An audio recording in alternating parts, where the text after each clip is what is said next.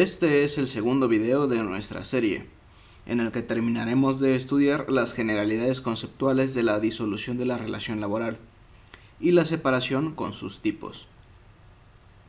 Continuando con nuestro estudio sobre la disolución de las relaciones de trabajo, vamos a pasar ahora a la otra clase de disolución, que es la separación.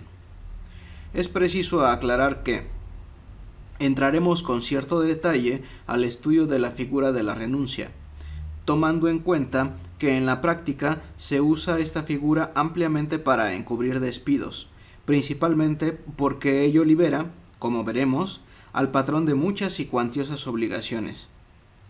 Como profesionales de la administración de empresas, será pues preciso que se dé un vistazo a los principales candados que se tienen que incluir en una renuncia, así como las típicas estrategias que se usan para impugnarla ante las juntas, y revisar de esta manera cómo se debe ofrecer para que sea una prueba útil, y qué hacer cuando sea atacada de falsa.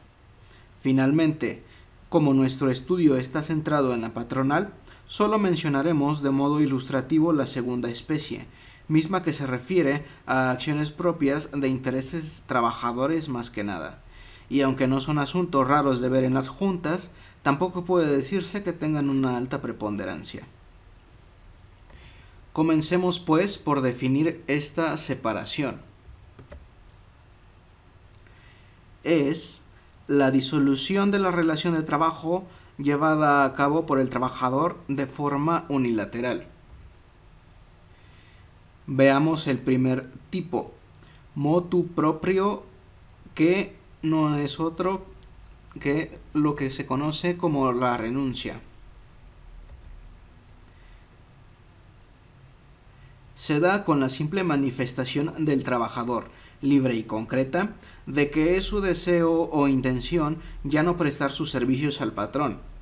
Ello por sí solo surte efectos, es decir, para que proceda la disolución de la relación laboral por renuncia, no se requiere de determinadas formalidades o requisitos.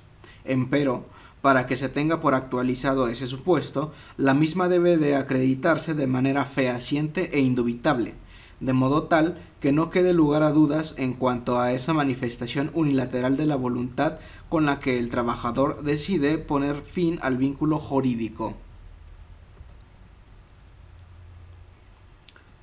La forma idónea de esta manifestación de la voluntad es a través del escrito de renuncia.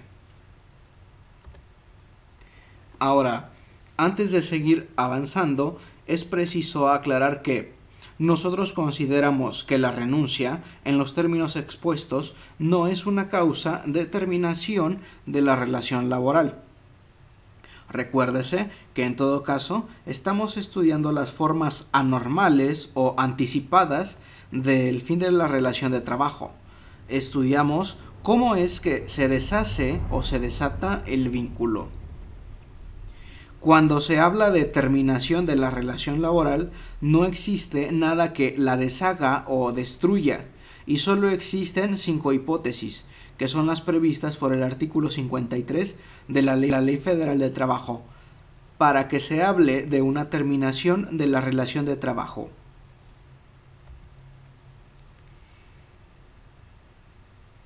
El que no consideremos a la renuncia como terminación de la relación y sí como una forma de disolver esta, radica precisamente en su naturaleza referida. Dijimos, es una manifestación unilateral de la voluntad con la que el trabajador decide poner fin al vínculo jurídico.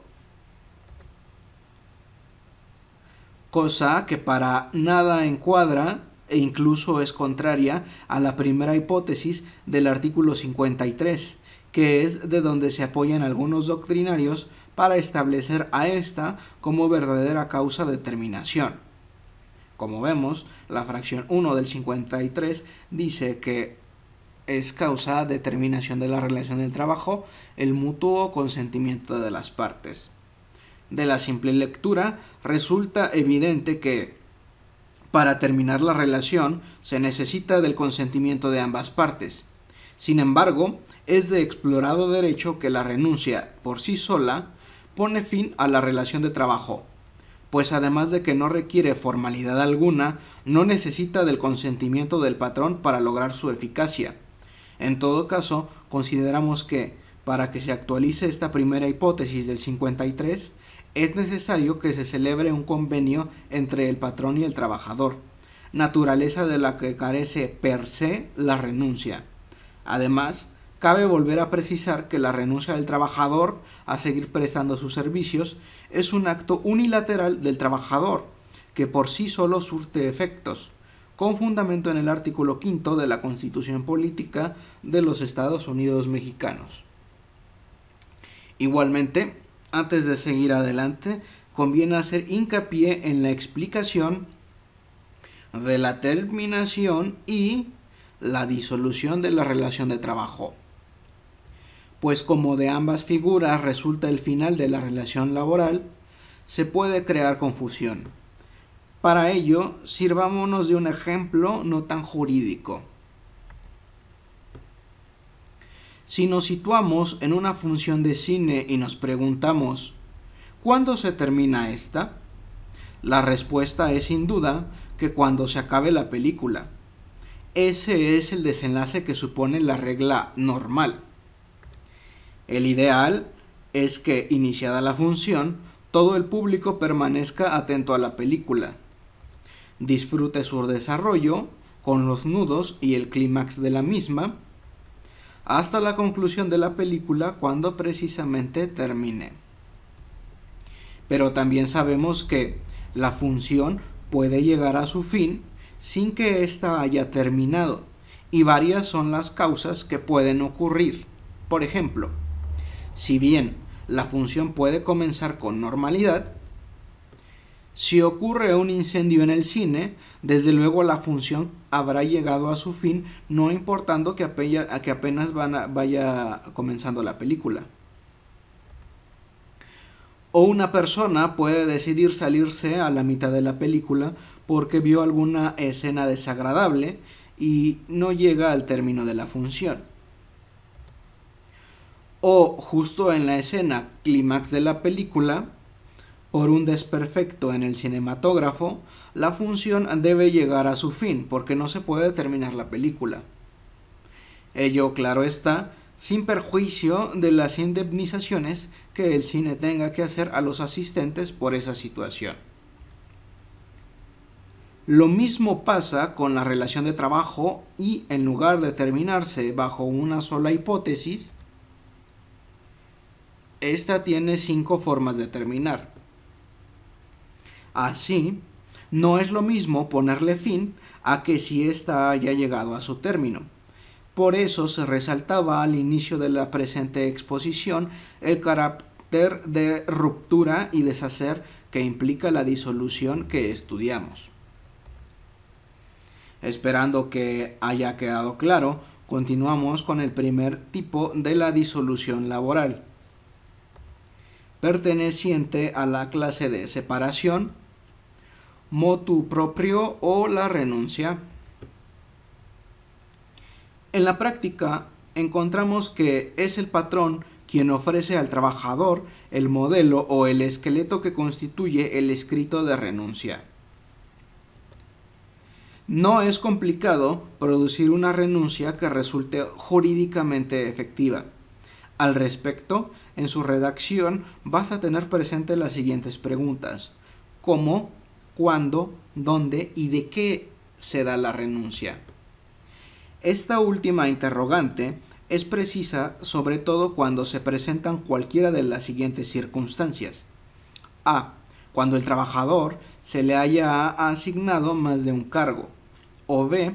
Cuando exista documentado el contrato, o no existiendo, no corresponda al cargo efectivo del trabajador.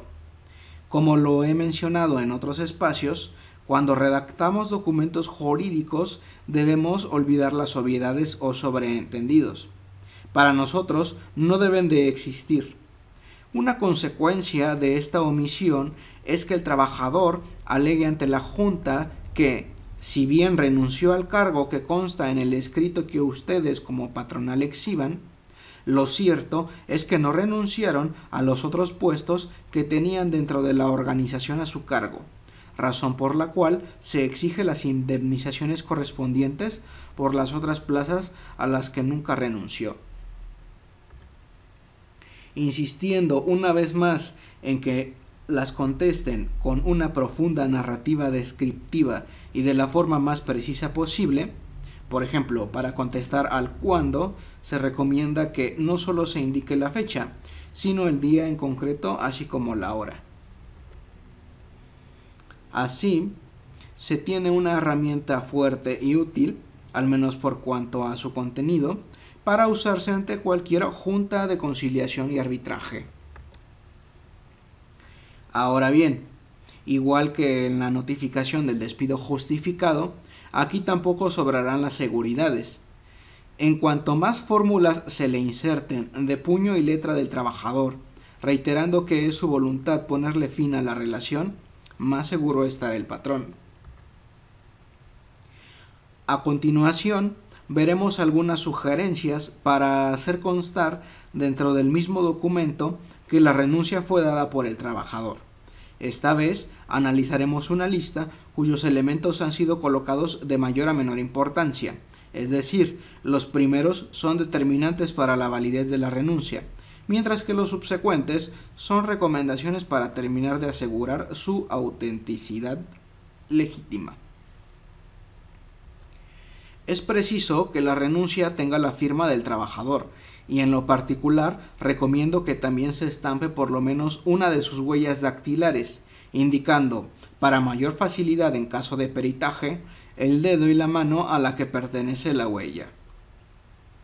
Esto tiene un efecto muy importante al del trabajador, porque en caso de que el documento se controvierta ante la Junta, se desalentará en gran medida el señalamiento de falsedad en la firma y huella, aunque sí que hay abogados lo bastante atrevidos como para impugnarlas. Enseguida, siempre que se tenga la oportunidad, es recomendable que se suscriba una oración con la fórmula de el nombre completo del trabajador que diga: confirmo a usted la irrevocabilidad de mi renuncia en los términos del presente escrito.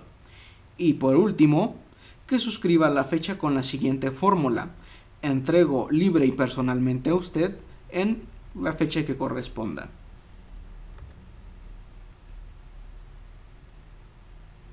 Igualmente, en la práctica, es común que ante la Junta el trabajador, habiendo reconocido que sí firmó y estampó sus huellas en el documento que contiene la renuncia, ataque el contenido de la misma y arguya: A. que fue coaccionado para entregarla. B. que la entregó con la promesa de una buena indemnización, o sea que fue engañado. C. que la dio como requisito para su contratación o en cualquier tiempo antes de la fecha efectiva de separación. O D. cualquier otra que sostenga la falsedad del contenido de la renuncia. Bien, pues la forma de atacar, a su vez, las impugnaciones que se hagan al escrito de renuncia que tengamos, radica en cómo precisamente se ofrezcan ante la Junta. Tal cual lo habíamos adelantado, es muy importante conocer cómo se ofrece el documento que contiene la renuncia para que resulte en una prueba útil, ya que existen fuertes y hondos criterios que afirman que, cuando no se robustece o en términos jurídicos estrictos se perfecciona la renuncia, carece de valor probatorio. Así tenemos que, al momento de contestar la demanda, se tiene que ser muy contundente y aclarar que, en primer lugar, no existe despido, manifestar, por ejemplo: si bien el ciudadano X sostuvo una relación laboral con mi representada, o sea la patronal, lo cierto es que esta última jamás despidió al ahora actor, o sea al trabajador. Enseguida referir nuestra prueba, sino que fue él mismo, el ciudadano X, quien de forma espontánea y unilateral expuso a mi representada su renuncia a través de escrito de fecha 29 de febrero del 2052 de su cargo de mesero, único que desempeñara para mi representada, suscrito, firmado e impreso con sus huellas dígito pulgar e índice de derechos, ingresada a la oficina de recepción de mi representada, según consta en el sello fechador impreso al documento, el mismo jueves 29 de febrero a las 16 horas con 45 minutos, en el que le manifestaba que era su voluntad dejar de prestar sus servicios para mi representada al día de suscripción de la misma, por así convenir a sus particulares intereses, documento que se ofrecerá en el tiempo y forma oportunos. Luego, cuando llegue el momento procesal para ofrecer las pruebas, es preciso detallar las características del documento, resaltar que la renuncia que tenemos contesta claramente las preguntas cómo, cuándo, dónde y de qué se da la renuncia, así como sus medios de perfeccionamiento, siendo estos la ratificación de su contenido y firma a cargo del actor, o sea, del ciudadano X, y asimismo, para el caso de que el actor niegue el escrito, la prueba pericial en materia caligráfica, grafoscópica, grafométrica y dactiloscópica. Cada una se ofrece relacionándola con su materia. Por ejemplo, nosotros incluimos la pericial en dactiloscopía porque contamos con la huella digital del trabajador. A partir de la estrategia con la cual el trabajador responda, es como operará la siguiente etapa del proceso, que es el desahogo de las pruebas que fueron admitidas por la Junta. No nos adentraremos más en cuestiones de derecho procesal laboral. Sin embargo, cuando se haya producido la renuncia y sea perfeccionada como la acabamos de estudiar, el pronóstico para el patrón será muy bueno. Esta es, pues, la manera de manejar a la renuncia como una prueba verdaderamente útil ante la Junta, ya que así, desde que se ofrezca, se cumplirá el extremo de perfeccionarla, o sea, de robustecerla con otros medios de convicción, y de paso se estará planteando el blindaje contra las seguras impugnaciones de la parte contraria. Igualmente, es de utilidad trascendente saber que la Suprema Corte de Justicia de la Nación ha resuelto que, una vez perfeccionada la renuncia, de acuerdo a como ahora lo hemos expuesto, si el trabajador ataca su contenido presentando alguno de los argumentos que dijimos en los incisos A, B, C o D, a él le corresponderá probar que el contenido de la renuncia es falso, que fue coaccionado, engañado, etc. Por ello es que sostenemos que la mejor manera de tratar la renuncia, obviamente, la única oportunidad que puede tener respecto a lo que acabamos de estudiar el trabajador, es que pueda presentar testigos que llegaran a acreditar que vieron cómo fue coaccionado o engañado para el otorgamiento de la renuncia, y en una estrategia más compleja, que vieron cuándo fue despedido. Sin embargo, analizar lo anterior nos alejaría ya demasiado de nuestro estudio actual. Como punto final de este tipo, me parece vital hacer la siguiente recomendación. Es poco aconsejable que a un solo instrumento se le quieran colgar más de una prueba.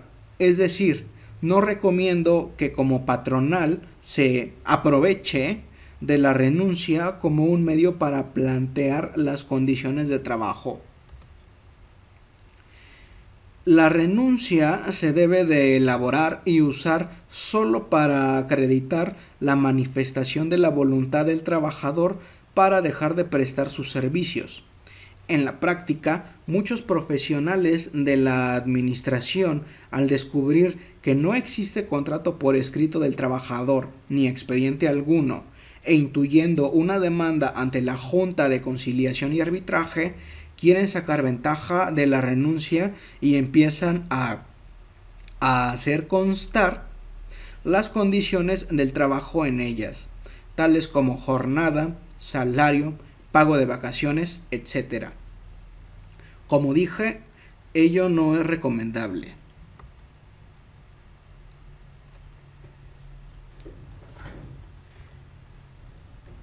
En primer lugar, porque, dado lo vertiginoso de la situación, no se alcanzan a hacer los cálculos correspondientes y se cometen fatales errores como asentar.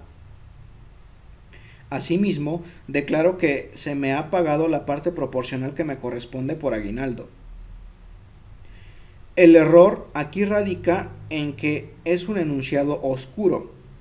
¿Cuál es la parte proporcional? ¿Respecto de qué cantidad por aguinaldo? Lo anterior no sirve para nada ante la Junta. Muy por el contrario, si de verdad se hicieron los pagos, el patrón tendrá que pagar doble: el que ya haya hecho al trabajador y el que le condene la Junta por no haber acreditado el pago.